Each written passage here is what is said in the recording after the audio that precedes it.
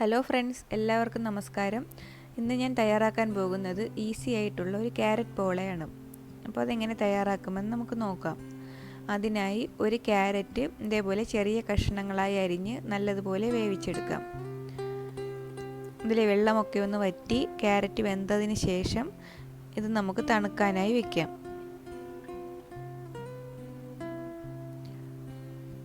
ഇനി ഇതിലേക്ക് വേണ്ടത് 3 മുട്ടയാണ്.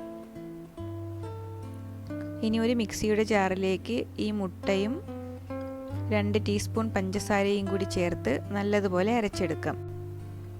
മുട്ടയുടെ മണം ഇഷ്ടമില്ലാത്തവർക്ക് ഇതിലേക്ക് വാനില എസൻസോ അല്ലെങ്കിൽ കുറച്ച് ഏലക്ക പൊടിയോ ചേർക്കാവുന്നതാണ്. ഇതിപ്പോൾ അരച്ചെടുത്തിട്ടുണ്ട്. ഇനി നമുക്ക് ചുവട് കട്ടിയുള്ള ഒരു സോസ് പാൻ എടുക്കണം. അതിലേക്ക് 1 ടീസ്പൂൺ നെയ്യ് ഒഴിക്കാം. നെയ്യ് മെൽറ്റായി വന്നതിന് ശേഷം നമ്മൾ അരച്ച് വെച്ച ബാറ്റർ ഒഴിച്ചു കൊടുക്കാം. ഇനി ഒരു 15 മിനിറ്റ് അടച്ചു വെച്ച് ലോ ഫ്ലെയിമിൽ കുക്ക് ചെയ്തെടുക്കാം. ഇപ്പോൾ 15 മിനിറ്റ് കഴിഞ്ഞിട്ടുണ്ട്. അത് ഒരു സൈഡ് റെഡി ആയിട്ടുണ്ട്. ഇനി നമുക്ക് ഇതൊരു പ്ലേറ്റിലോട്ട് മാറ്റാം.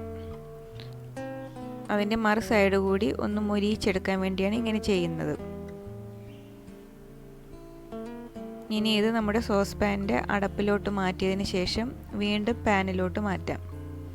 എന്നിട്ട് ആ സൈഡ് കൂടി അടച്ചു വെച്ച് ഒരു 5 മിനിറ്റ് ഒന്ന് മൊരിയിച്ചെടുക്കാം.